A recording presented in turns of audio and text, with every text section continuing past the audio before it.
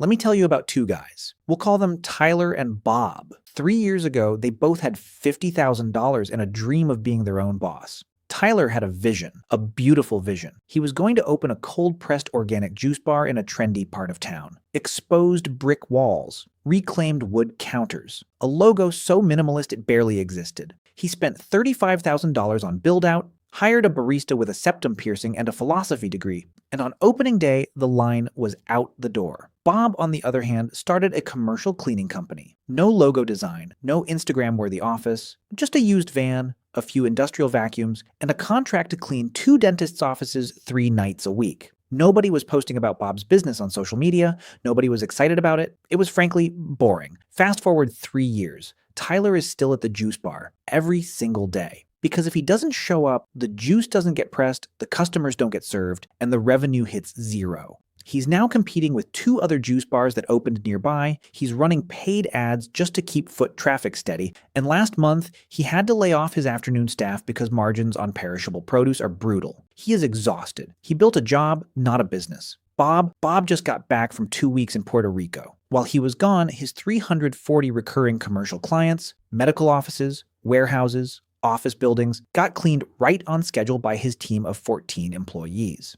His clients' payments hit his business bank account automatically, the way they do every single month, because they're all locked into 12-month contracts. Bob didn't clean a single toilet that year. He just checked his phone once a day to make sure the software dashboard showed green check marks. Same starting capital, same 3 years, completely different lives. The difference isn't hustle. Tyler hustled harder than Bob, if we're honest. The difference is that Bob understood something most new entrepreneurs never figure out. And today, I'm going to break down exactly what that is, and then give you 8 real, unglamorous business models you can start in the US right now that follow the same principle. Stick around till the end, because the secret business at number 1 is honestly the whole point of this video. Here's the mistake almost everyone makes when they think about starting a business. They ask, how much profit can I make on this sale? That's the wrong question. It's the question that leads you into juice bars, t-shirt brands, and one-off consulting gigs. The right question, the one every wealthy, boring business owner asks, is this: how often does this profit repeat without me doing new work to earn it? I call this the 30-second filter because it genuinely takes 30 seconds to run any business idea through it. Just ask yourself, if I land this customer today, do they pay me once? Or do they pay me automatically next month, and the month after, and the month after that, for years? A juice sold is a juice sold. Tomorrow, that revenue is 0 again, and you're starting from scratch. But a cleaning contract signed today is worth roughly $18,000 to $24,000 over its lifetime, and you didn't have to do a single hour of new sales work to earn month number 11. It just happens. This is the entire secret to getting paid while you sleep. It's not passive income in the do-nothing sense. You still have to build the machine. But once it's built, revenue repeats on autopilot. And here's the part that should genuinely excite you. Because these businesses are unsexy, boring, and unphotogenic, almost nobody wants to start them. Every ambitious 24-year-old with a laptop wants to build the next app or the next DTC skincare brand. Almost nobody dreams about owning a pest control route, which means the competition in boring industries is embarrassingly low, while the demand is rock solid. Let's go through 8 of these businesses. Some of these might surprise you. Number 1, commercial cleaning. Forget what you're picturing. This isn't you with a mop. The real money is in cleaning medical offices, dental practices, and warehouses. Spaces with strict compliance requirements that need cleaning done consistently, on contract, usually after hours. Here's the model. You don't clean anything. You manage the system. You hire subcontracted crews or W-2 employees. You land the contracts, and your job is scheduling, quality control, and client relationships. A single warehouse contract can run $3,000 to $8,000 a month. Land 10 of those, and you've got a 6-figure recurring revenue business before you've personally touched a single vacuum. Number 2, pest control. This one runs on pure urgency. A residential customer might delay calling an exterminator for weeks. A restaurant owner who spots a single mouse, they will pay literally anything. Same day, because one health inspector photo of a rodent can shut their doors permanently. That urgency means premium pricing and immediate close rates. But the real money isn't the emergency call. It's the recurring quarterly service contract that comes after it. Restaurants, apartment complexes, and grocery stores sign ongoing prevention contracts because the cost of an infestation is catastrophic compared to the $150 a month service fee. Number 3, vending machines. Most people think the vending business is about the machines. It's not. It's about the location. A vending machine in a random office is mediocre. A vending machine at a high-traffic transit hub, a hospital break room, or inside a corporate campus with 2,000 employees and no cafeteria nearby.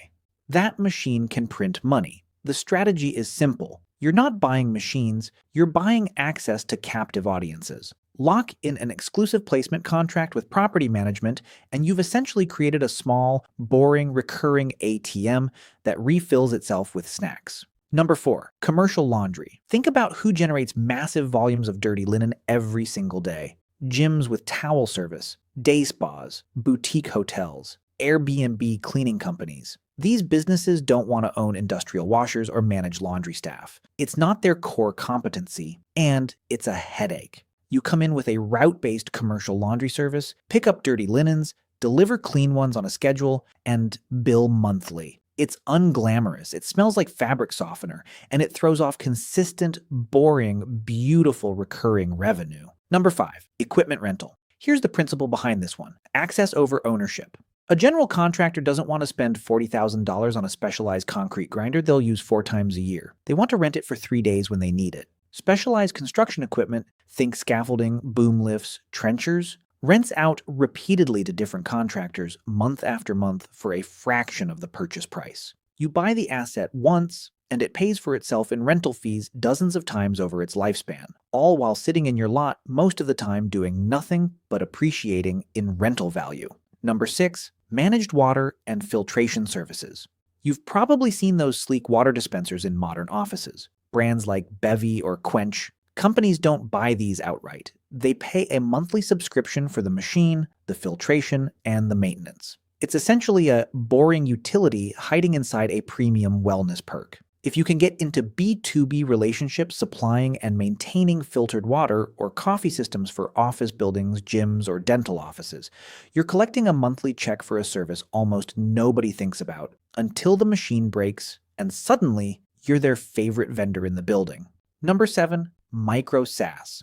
This is the digital version of boring. Not a flashy app trying to be the next Instagram, a tiny, unsexy piece of software that solves one specific, annoying problem for one specific niche industry. A scheduling tool for dental offices, a class booking system for CrossFit gyms, an inventory tracker for food trucks. These tools charge $50 to $300 a month per business. They're not trying to serve everyone. They're trying to be indispensable to a small niche. And because switching software is annoying, once a business adopts your tool, they rarely leave. That's recurring revenue with almost zero marginal cost per customer. So here's where I have to be honest with you.